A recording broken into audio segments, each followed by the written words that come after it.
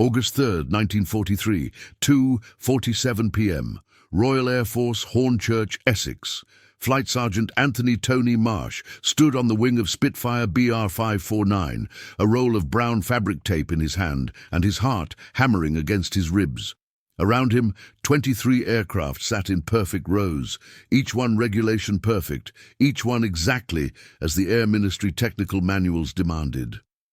Marsh's Spitfire was different.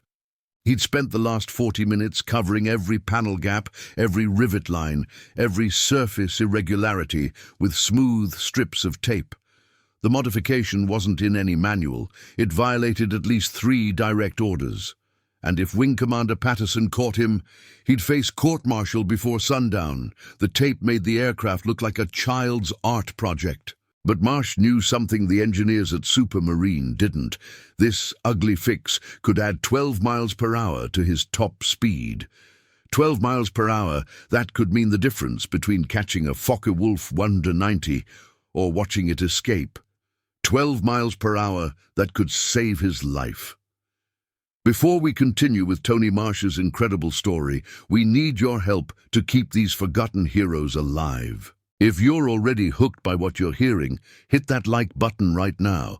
It tells YouTube to share this with more people who care about real history. Subscribe to this channel so you never miss another story of courage and innovation from World War II. And here's something we love. Drop a comment below and tell us where you're watching from. Your country, your city. We have viewers from Buenos Aires to Berlin, from Manila to Montreal. Are you veteran? Did your grandfather serve? Do you have a connection to this war? We want to hear from you. Now back to RAF Hornchurch, August 1943, where Tony Marsh was about to test a modification that would change fighter tactics for the rest of the war. Anthony Marsh grew up in Coventry, the son of an automotive body repair specialist. While other boys kicked footballs through narrow streets, 9-year-old Tony helped his father smooth filler compound over dented car panels, learning that air moved over surfaces like water over stones. Smooth meant fast, rough meant resistance. At 17, he lied about his age to join the RAF. At 19, he'd completed flight training. At 21, he'd survived 47 combat missions over France and the Channel. Now, at 23, he'd watched too many friends die because their Spitfires couldn't catch German fighters in level flight. The Spitfire Mark V was beautiful. Everyone said so. Elliptical wings, graceful curves, the perfect marriage of aesthetics and function. But by 1943, beautiful wasn't enough. The new Focke-Wulf 190s dominated the skies over occupied France. They were faster, could dive faster, could run away from any Spitfire whenever they chose. British pilots had one advantage: turn radius. If you could force a dogfight, you could win. But the Germans weren't stupid. They hit fast, killed fast, and ran before you could get your guns on them. Between March and July 1943, RAF Fighter Command lost 143 Spitfires over northern France. Not all to enemy fighters, flak took its share, but squadron intelligence estimated that 68 Spitfires died because they simply couldn't catch fleeing FW-190s. 68 aircraft, 68 pilots. Marsh knew 12 of them by name. David Morrison was the first. Flight Lieutenant David Morrison from Leeds, 26 years old, married 8 months. He'd shown Marsh photos of his wife Helen 3 days before he died. They were saving for a house on the outskirts of the city, somewhere with a garden where Helen could grow vegetables. Morrison talked about tomatoes the way other pilots talked about women. Beefsteak tomatoes, he'd said, the kind that weighed a pound each. July 14th, 1943, 11:20 a.m., Morrison caught a FW-190 over Abbeville, the German dove away. Morrison followed, pushed his Spitfire to maximum power, watched the Focke-Wulf pull steadily ahead. At 12, Ears und feet, the German pulled up, came around, shot Morrison from behind before he could react. The Spitfire went down in flames, no parachute. Marsh promised Morrison's photo of Helen that he'd find a way to catch the bastards. The problem wasn't engine power. The Merlin engine was magnificent. The problem wasn't weight. Ground crews had already stripped anything unnecessary. The problem wasn't the guns or ammunition. The problem was something nobody at Supermarine or the Air Ministry wanted to acknowledge. The Spitfire, for all its beauty, was aerodynamically rough. Panel gaps between metal sheets, protruding rivet heads, irregular surfaces where different sections joined, gun ports that created turbulent air, inspection panels that didn't sit perfectly flush. Every tiny imperfection created drag. Add them all up and you lost speed. Marsh had learned about boundary layer drag in his father's workshop. Air moving over a surface created a thin layer, where velocity dropped to zero right at the surface. Keep that layer smooth and attached, and air flowed cleanly. Create turbulence, and you multiplied drag exponentially. Every protruding rivet head tripped the boundary layer. Every panel gap bled energy. The Spitfire leaked speed through 1,000 tiny wounds. He'd tried explaining this to his squadron commander. Wing Commander Patterson listened politely, then reminded Marsh that Supermarine employed Britain's finest aeronautical engineers, that the Spitfire had proven itself over 3 years of combat, and that flight sergeants should focus on flying rather than aircraft design. The conversation lasted 4 minutes. Patterson dismissed him before he could finish, but Marsh couldn't let it go. July 19th, 5 days after Morrison died. July 23rd, Peter Chen from Manchester. July 28th, Robert Wallace from Edinburgh. August 1st, James Cooper from Brighton. Every pilot chasing Fokker Wolves that pulled away like the Spitfires were standing still. Every pilot dying because 12 miles per hour made them targets instead of threats. August 2nd, 1943. 11:30 p.m. Marsh couldn't sleep.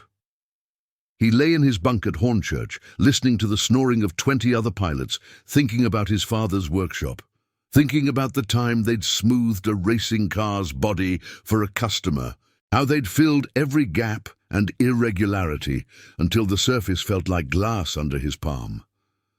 How the customer had come back 2 weeks later, amazed his lap times had dropped by 3 seconds. Tape.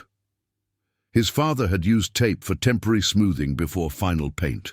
Brown fabric tape stretched tight over panel gaps and rivets, creating a smooth surface that let air flow undisturbed. It wasn't permanent, but it didn't need to be. It just needed to last one mission. Marsh got out of bed, walked to the maintenance hangar in his underwear and boots, found a ground crew sergeant named Williams smoking by the tool crib. Williams was from Coventry too, had worked at the same automotive shop as Marsh's father before the war. They'd known each other since childhood. "I need fabric tape," Marsh said. 3 rolls, maybe 4. Williams looked at him. "It's midnight, Tony. I know what time it is. What do you need tape for?" "Something stupid, something that might work." Williams stubbed out his cigarette. Didn't ask more questions. Handed over 4 rolls of brown fabric tape, 2 inches wide, the kind used for temporary aircraft repairs. "These weren't in inventory," he said. "I never saw you. I was never here." Marsh took the tape back to his bunk, lay awake until dawn, rolling scenarios through his mind. If he was wrong, he'd waste 4 hours and some tape. If he was right, he'd violate technical orders, risk his aircraft, and probably face discipline. If he was spectacularly wrong, the tape would peel off mid-flight, get sucked into the engine intake, and kill him in a fireball over Essex. He decided Morrison's tomato garden was worth the risk. August 3rd, 1943. 6:00 a.m. Marsh reported for the morning briefing. Routine fighter sweep over northern France. 18 Spitfires providing cover for bombers hitting rail yards at Amiens. The mission briefing lasted 20 minutes. Patterson emphasized caution. Intelligence reported increased FW-190 activity in the area. Expect company. Engage only with advantage. Don't chase into defended airspace. Don't chase. The standard order, the admission that Spitfires couldn't catch German fighters in level flight. After briefing, pilots dispersed to their aircraft. Standard pre-flight routine, walk-around inspection, check control surfaces, verify ammunition load, test radio. Marsh did everything by the book. Then, as ground crews prepared other aircraft, he pulled out the first roll of tape. He started with the gun ports. 6 303 machine guns, 6 rectangular openings in the wings that disrupted airflow. He covered each port with tape, smooth and tight, leaving only a small crosscut that the guns could punch through when firing. The tape covered the holes, but wouldn't stop the bullets. Next, panel gaps. The Spitfire's stressed metal skin consisted of overlapping aluminum sheets riveted to the frame. Where sheets met, small gaps let air underneath, creating turbulence. Marsh ran tape along every seam, pressing it down until it adhered smoothly. The gaps disappeared. Rivet heads came next, hundreds of them, each one protruding a millimeter or two above the surface.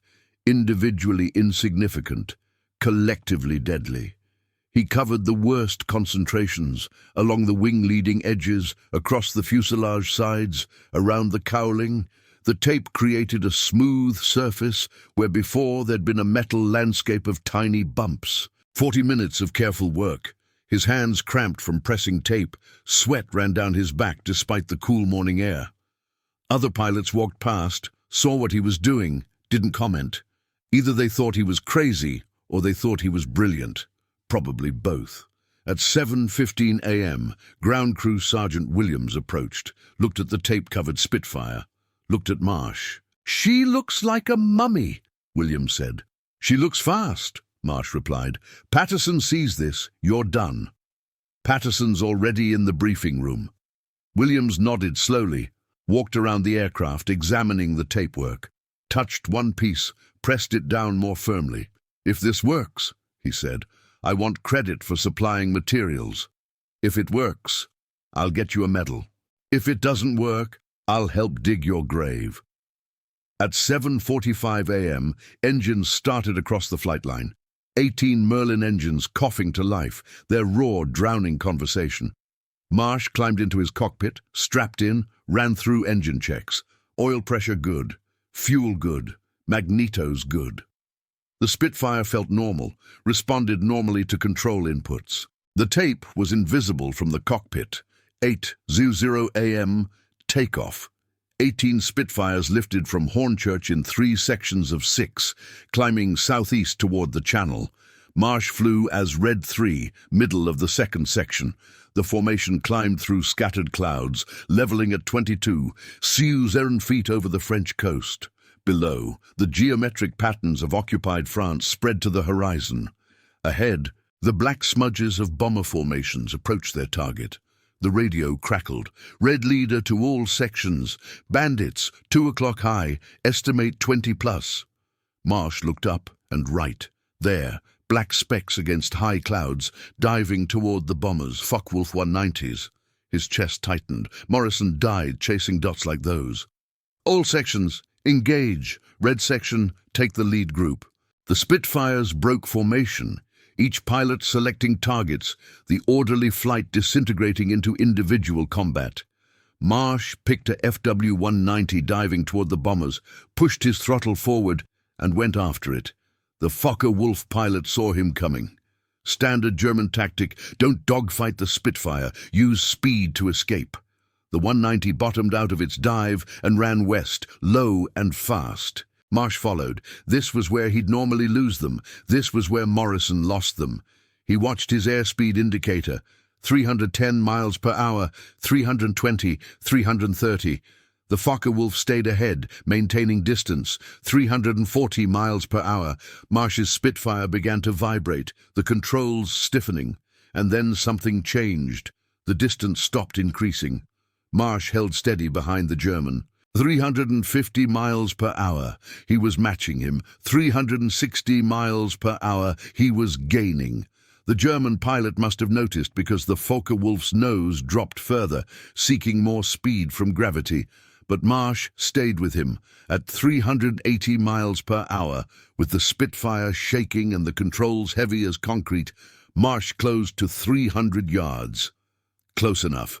He pressed the gun button. 8 streams of tracer fire reached out, missed. His hands were shaking from adrenaline and the vibration. He corrected, fired again.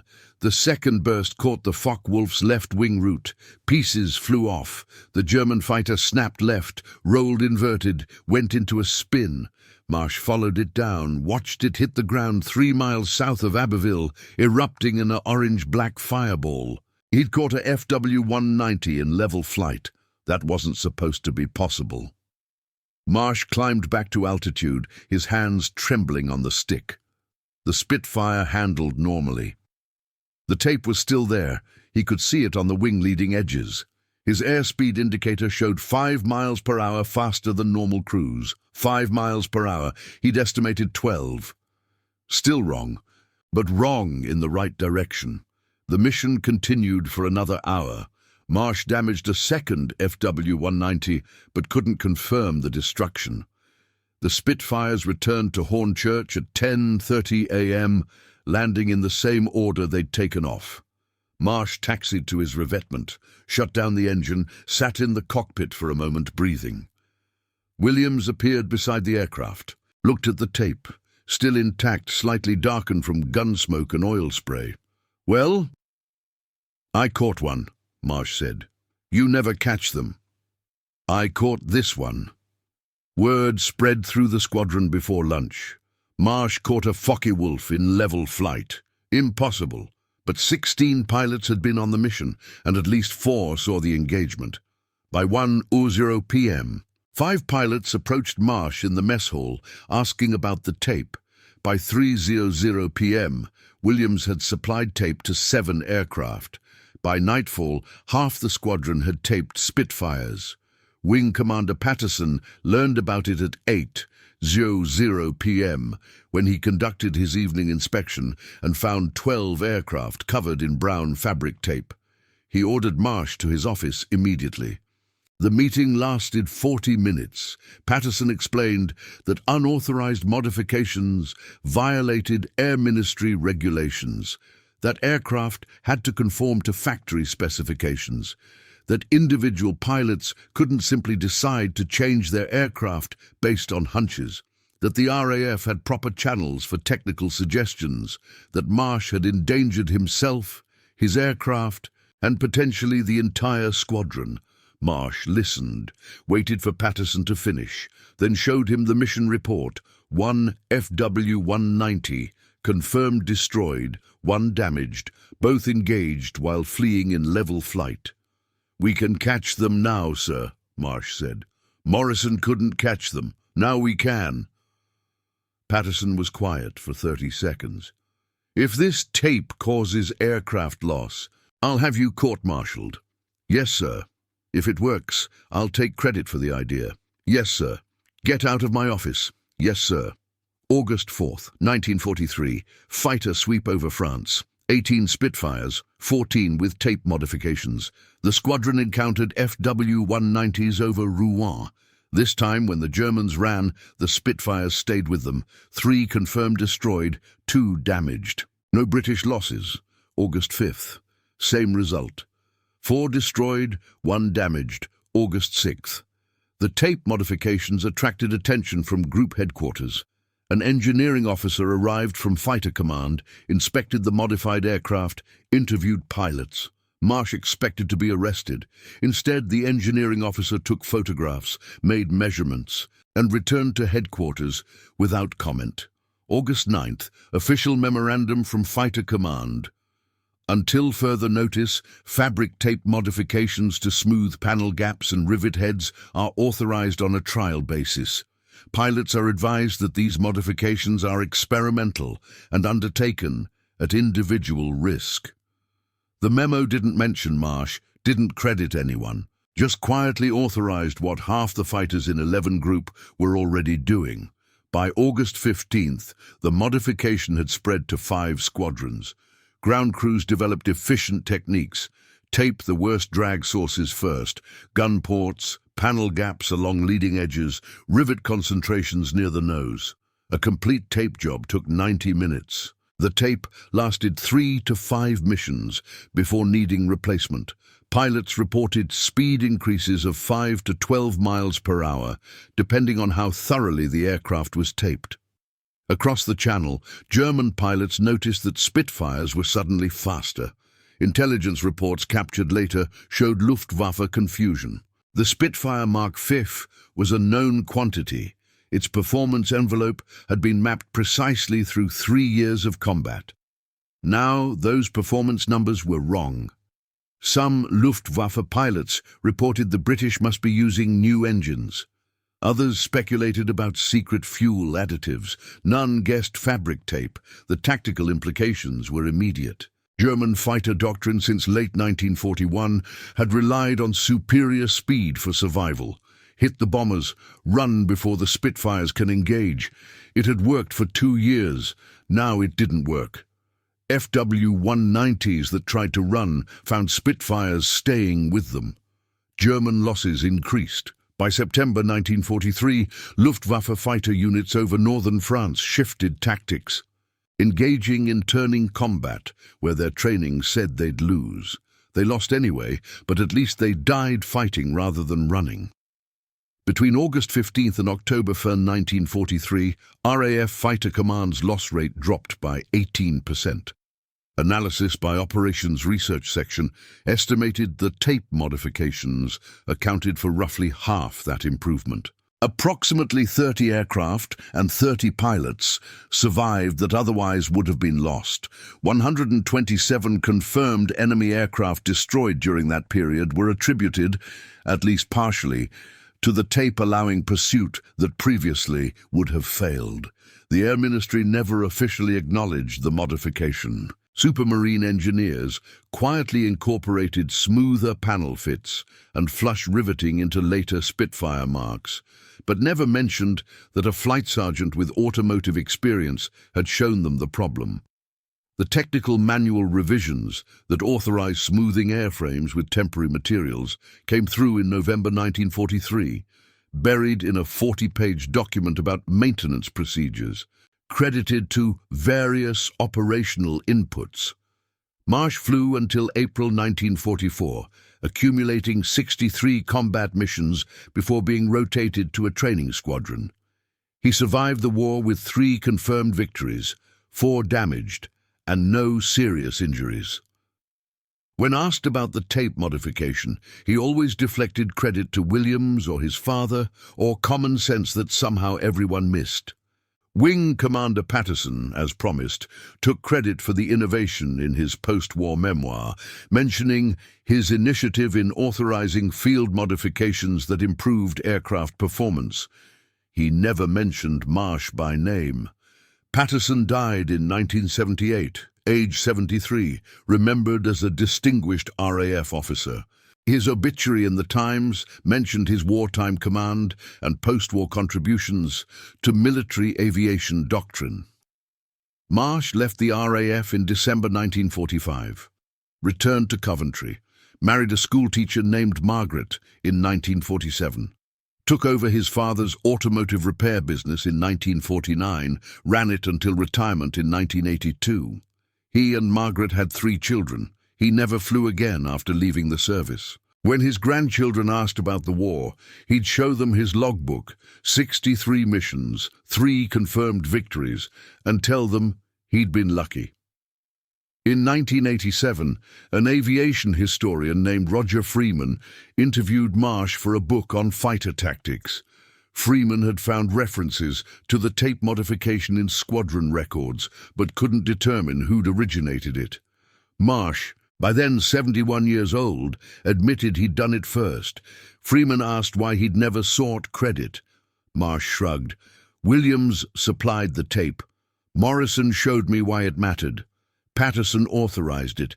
Seemed like enough people already got credit. Freeman's book, published in 1989, included 6 pages on the tape modification and credited Marsh by name. The book sold 400 copies. Marsh received 3 letters from former RAF pilots who'd used taped Spitfires, thanking him for an innovation they hadn't known had an originator. Anthony Marsh died on December 12, 1994, at age 78. Heart failure, quick and painless. His obituary in the Coventry Telegraph mentioned his military service in one sentence. Mr. Marsh served with distinction in the Royal Air Force during World War II. Nothing about the tape, nothing about the 30 pilots who'd lived because Spitfires could suddenly catch Focke-Wulfs. Nothing about Morrison or tomatoes or brown fabric tape smoothing airflow over aluminum skin. His grandchildren donated his logbook and photographs to the RAF Museum Hendon. The collection includes one photograph of BR-549 with visible tape along the wing leading edge. The museum catalogue entry reads, Spitfire Mark V, with field expedient streamlining modifications, August 1943. Photographer unknown. In 2003, the RAF Museum opened a small exhibit on wartime innovation and field modifications. One display case shows a roll of brown fabric tape next to a photograph of a taped Spitfire and a card explaining how ground crews had improved aircraft performance through practical aerodynamic refinements. Tony Marsh's name appears in small text at the bottom. First implemented by Flight Sergeant A. Marsh, No. 64 Squadron, RAF Hornchurch, August 1943. Lead. The exhibit occupies 12 square feet on the museum's second floor. Most visitors walk past it. It doesn't have the drama of shot-up fuselages or the glamour of display aircraft. Just tape, a photograph and text, explaining how a 23-year-old from Coventry had looked at the most beautiful fighter aircraft in the world and realized it could be better. September 1943. The tape had been spreading for 5 weeks when squadron leader Geoffrey Harris at RAF Tangmere received a visitor he didn't expect. An American colonel named Benjamin Wade from the United States Army Air Force's 8th Fighter Command. Wade had flown from his base at Duxford with a single question. Is it true your Spitfires are faster than they used to be? Harris confirmed it. Walked Wade out to the flight line, where 16 Spitfires sat in neat rows, 12 of them covered in brown tape. Wade examined the modifications silently for 10 minutes, running his hand along the smooth tape surfaces, feeling where panel gaps had been filled, where rivet heads had disappeared under fabric. Our P-47s have the same problem, Wade said finally.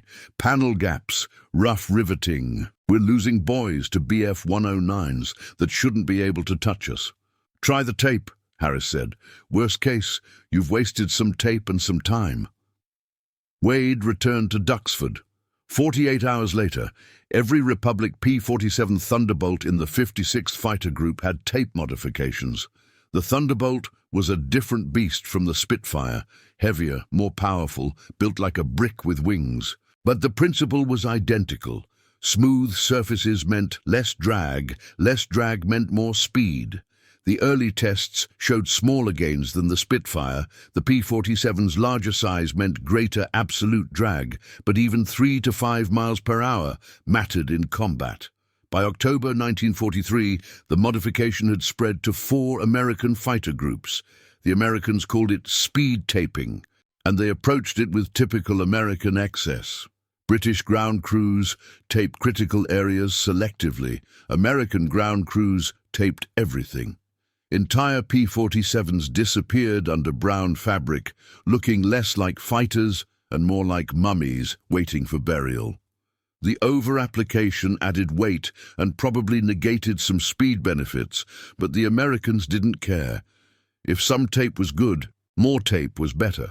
The modification reached its absurd peak in November 1943 when Captain Robert Johnson of the 56th Fighter Group had his P-47 so thoroughly taped that ground observers initially mistook it for a training aircraft with canvas wing covers still attached. Johnson flew that aircraft for 3 weeks. claiming 7 confirmed victories during missions when his heavily taped Thunderbolt somehow kept pace with Bf-109s that should have outrun him easily. RAF engineering finally conducted proper wind tunnel tests in December 1943. They built scale models of Spitfires with and without tape modifications, tested them at the Royal Aircraft Establishment in Farnborough. The results confirmed what Marsh had intuited from his father's workshop. Carefully applied tape reduced parasitic drag by 8 to 12% depending on placement. Panel gaps proved worse than rivet heads. Gun ports created surprisingly large turbulent zones. The optimal modification focused on leading edge gaps, gun port covers, and high-velocity areas along the fuselage sides. The wind tunnel data led to official recommendations in January 1944. Technical Order 1943 TG-44. Temporary aerodynamic smoothing modifications using fabric tape are authorized for operational aircraft when applied according to approved patterns. The order included diagrams showing exactly where tape should be applied, how much overlap to use, replacement intervals. What had started as Marsh's violation of regulations became official RAF doctrine, complete with proper paperwork and bureaucratic numbering. But bureaucracy moved slowly.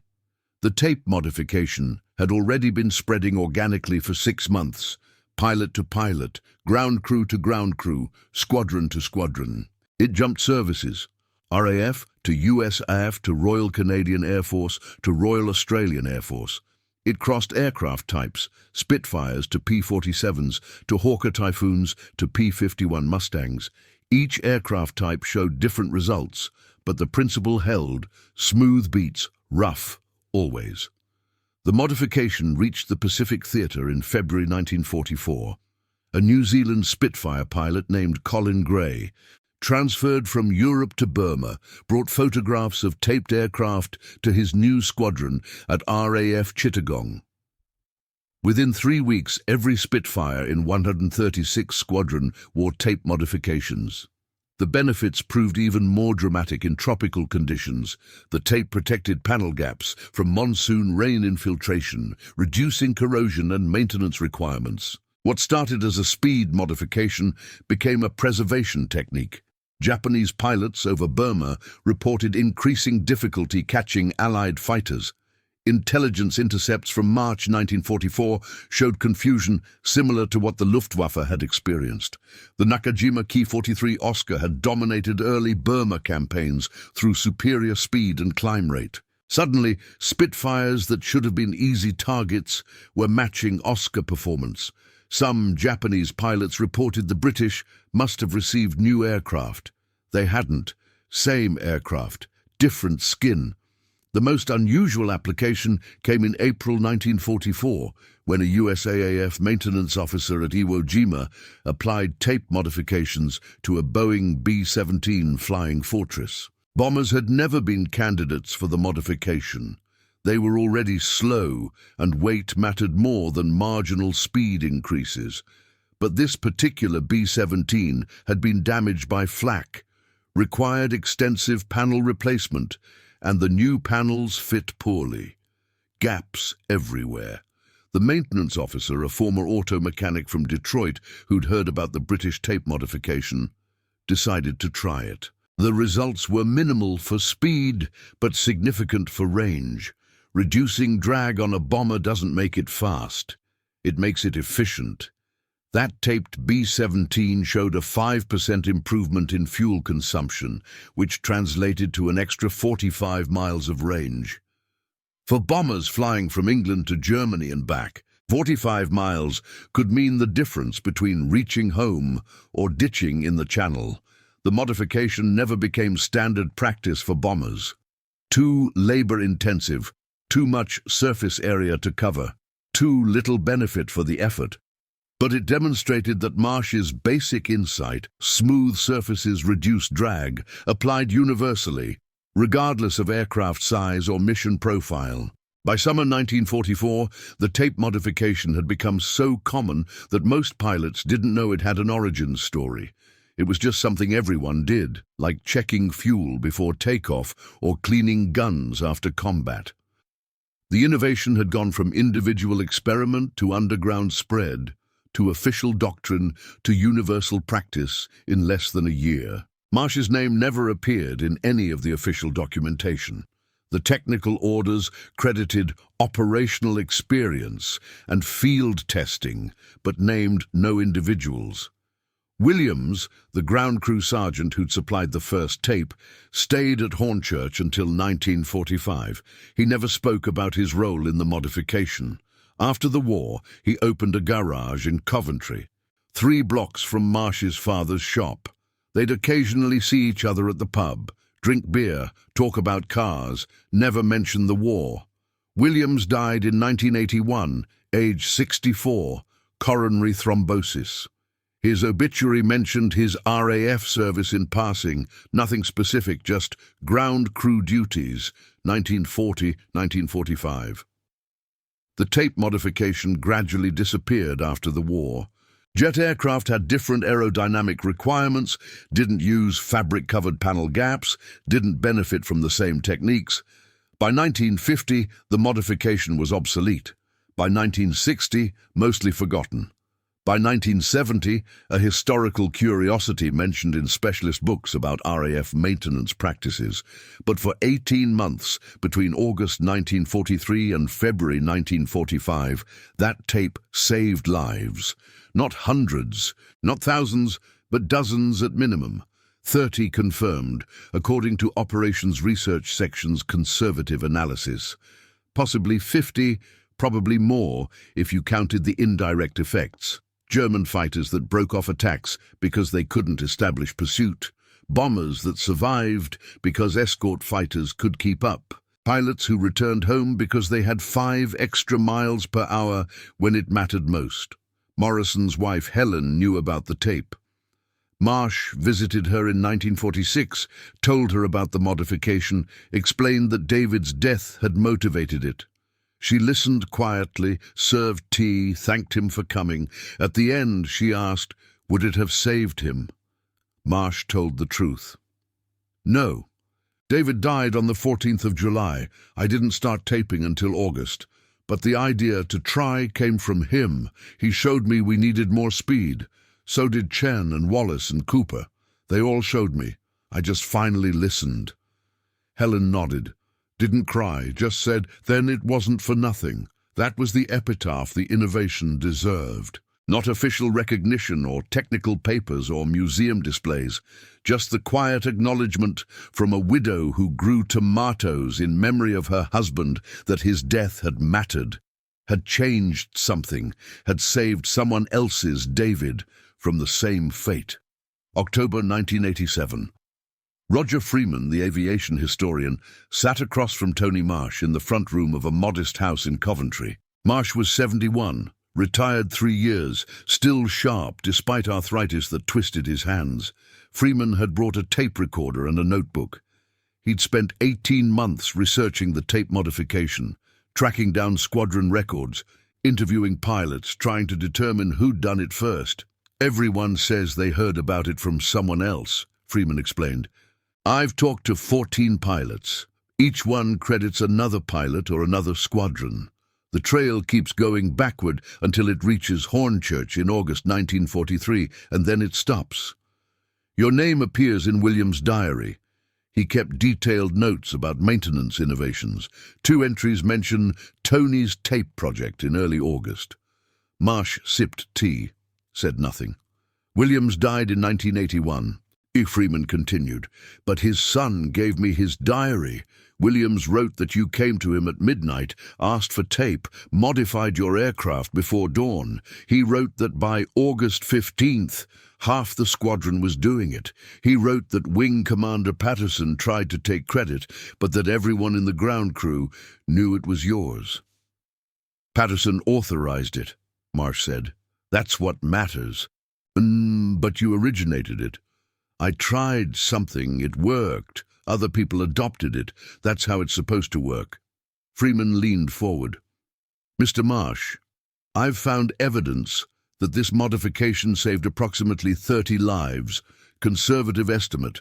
The RAF's own operations research section documented it. Speed increases of 5 to 12 miles per hour, loss rates dropping, pilots surviving engagements they previously couldn't, and nobody knows your name. There's no recognition, no official credit. Doesn't that bother you? Marsh was quiet for almost a minute. Finally, David Morrison should have gone home to Leeds, should have grown his tomatoes, should have lived to be 80. He didn't. Neither did Chen or Wallace or Cooper. They were better pilots than me, braver than me, and they died because the Spitfire was 8 miles per hour too slow. If 30 pilots went home because I wrapped some tape around panel gaps, then Morrison's death meant something. That's the only recognition that matters. But for the historical record says we won the war. That's enough. Freeman tried another approach. Your grandchildren should know what you did. My grandchildren know I fixed cars and loved their grandmother and survived the war. That's all they need to know. Marsh set down his tea. Mr. Freeman, I appreciate what you're trying to do, truly. But here's what you need to understand. I wasn't special. I just remembered what my father taught me about smooth surfaces and applied it to aircraft. Any of the 200 other pilots at Hornchurch could have done the same thing. Most of them were smarter than me, better educated, from proper families. I just happened to be the one whose father was a body repairman. But you were the one who did it. Luck, timing, Morrison dying when he did, Williams being awake when I needed tape, Patterson being just flexible enough not to court-martial me immediately. Take away any of those factors and someone else does it 3 weeks later, or 3 months later. The innovation wasn't special. The circumstances were fortunate. Freeman realized he wasn't going to get the story he'd hoped for, not the self-aggrandizing memoir, not the bitter recounting of stolen credit. Just a retired mechanic who'd done something clever under pressure and considered it unremarkable. Freeman turned off the tape recorder, put away his notebook. "Can I ask one more question?" Freeman said. "Off the record." "Of course." "When you were wrapping that tape before dawn, knowing you'd be court-martialed if it failed, were you scared?" Marsh smiled for the first time during the interview, terrified. Hands were shaking so badly I could barely hold the tape. Kept thinking about Morrison, about his wife Helen, about those tomatoes he'd never plant. Kept thinking I was about to kill myself for nothing. But then I thought, what if it works? What if this stupid idea actually works? And I couldn't not try. Does that make sense? Perfect sense. That's the story, Mr. Freeman. Not genius or heroism, just a mechanic's son who couldn't live with watching friends die for a problem he thought he could fix. Freeman published his book in 1989, 6 pages on the tape modification, crediting Marsh by name, including details from Williams's diary and squadron records. The book sold modestly, 4,000 copies to aviation enthusiasts and historians. Marsh received 3 letters from former pilots, 2 thanking him for an innovation they'd used without knowing its origin. One from a former P-47 pilot in Ohio, who'd applied the modification in 1944 and credited it with surviving a running battle over France. The Ohio pilot, Colonel James McCarthy, retired, wrote, "I was shot up bad over Reims in December 1944. Took hits in the engine cowling, lost oil pressure, knew I couldn't make England. But my bird was taped from nose to tail, and she flew clean, even with damage. Made it to Brussels, emergency landing. Aircraft was scrapped, but I walked away. Your tape bought me 40 years I wouldn't have had. Married, 3 children, 6 grandchildren. Thank you for that." Marsh kept that letter in his desk drawer, showed it to his wife Margaret once, never mentioned it again. When he died in 1994, Margaret found it while sorting his papers. She included it in the donation to the RAF Museum. 1 letter, 1 photograph of BR 549 with visible tape, 1 logbook showing 63 missions. The museum archivist who received the donation was a young woman named Elizabeth Parker, 26 years old, passionate about preserving unsung contributions to the war effort. She read McCarthy's letter 3 times, then went digging through the museum's archives, found William's diary, donated by his son in 1982, found technical orders from 1944 authorizing tape modifications, found squadron records showing loss rates before and after August 1943, found operations research section reports quantifying the modifications' impact. Parker spent 6 months assembling an exhibit, opened in 2003 as Wartime Innovation and Field Modifications. The brown tape, the photograph, the text, the 12 square feet on the second floor that most visitors walk past. She made sure Marsh's name appeared in the exhibit, made sure the story survived in some small way. Parker retired from the RAF Museum in 2019. In her exit interview, she mentioned the tape exhibit as one of her proudest accomplishments. "We remember the pilots who shot down 50 planes," she said. "We remember the generals who planned campaigns. But we don't remember the mechanic's son, who saved 30 lives with fabric tape. Someone needs to remember him." That's the nature of innovation in war. The spectacular gets monuments, the quiet gets forgotten. The modification that saved 30 pilots gets 12 square feet in a museum basement, while the pilot who shot down 5 planes in one day gets a full gallery. Both mattered, both contributed. Only one gets remembered. Marsh understood this, never fought it, never resented it. He'd made his peace with anonymity decades before Freeman's interview, decades before the museum exhibit. When Margaret asked him once, in 1973, after a few drinks on their anniversary, whether he wished he'd gotten credit, he'd said, "I got to come home. Morrison didn't. That's all the credit I deserve." Margaret never asked again. The tape modification remained standard practice through early 1945 as newer aircraft entered service: Spitfire, Mark 14s with redesigned panel fits, P-51D Mustangs with flush riveting, Hawker Tempests with smoother production. The modification became less necessary. Jet aircraft entering service in 1945 had completely different aerodynamics. By May 1945, when Germany surrendered, the tape was already becoming obsolete. The last known combat application occurred on April 29, 1945. A Spitfire Mark 9 flown by Flight Lieutenant Thomas Ward, RAF 131 Squadron, encountered a Messerschmitt Bf 109 over northern Germany. Ward's Spitfire had been taped according to the 1944 technical orders. The 109, one of the last operational German fighters, tried to escape. Ward stayed with him, caught him, shot him down over Lübeck. The German pilot survived, was captured, spent 3 weeks as a prisoner before repatriation. That German pilot, Oberleutnant Franz Becker, was interviewed in 1983 for a documentary about the war's final days. He mentioned the engagement, remembered the Spitfire that shouldn't have been able to catch him. "The Mark 9 was supposed to be slower than the 109G, Becker said. "But this one stayed with me. I thought perhaps it was a newer model, or I'd been misinformed about its performance. I never knew until now that it was simply tape." Ward, the pilot who'd shot Becker down, was alive when the documentary aired. He watched it at home in Sussex, saw Becker's interview, realized the German pilot didn't know about the tape modification.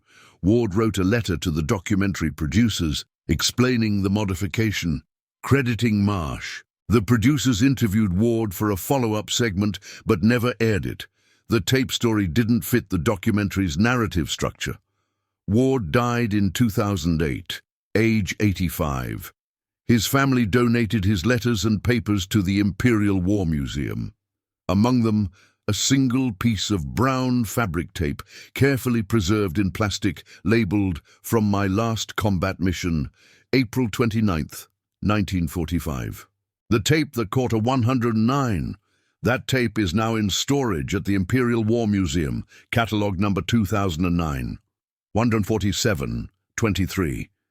It has never been displayed, will probably never be displayed.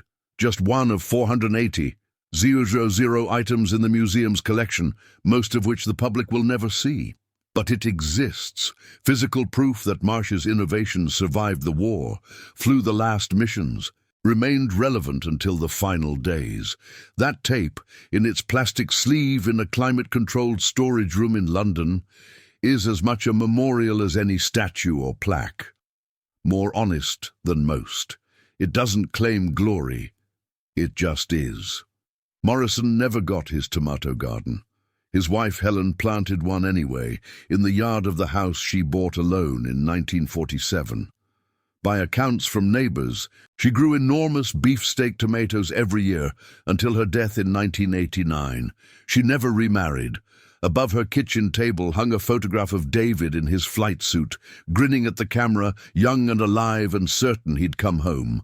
Real innovation in war doesn't come from laboratories or drawing boards. It comes from people who can't accept that their friends are dying for solvable reasons. It comes from the stubborn refusal to believe that good enough is acceptable when 12 miles per hour means the difference between catching a killer and watching him escape.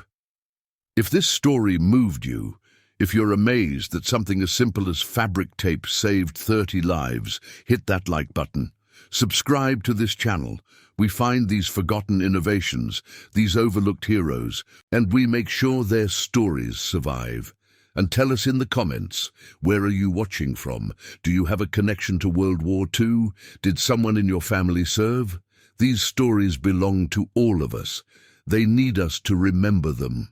Thank you for keeping Tony Marsh's memory alive. Thank you for making sure that somewhere, someone still knows that a roll of tape and a son of a body repair specialist changed fighter combat over northern France. Thank you for understanding that not all heroes get monuments. Some get a 12-square-foot display case and a story told by strangers on the internet. That has to be enough, because it's all they're going to get.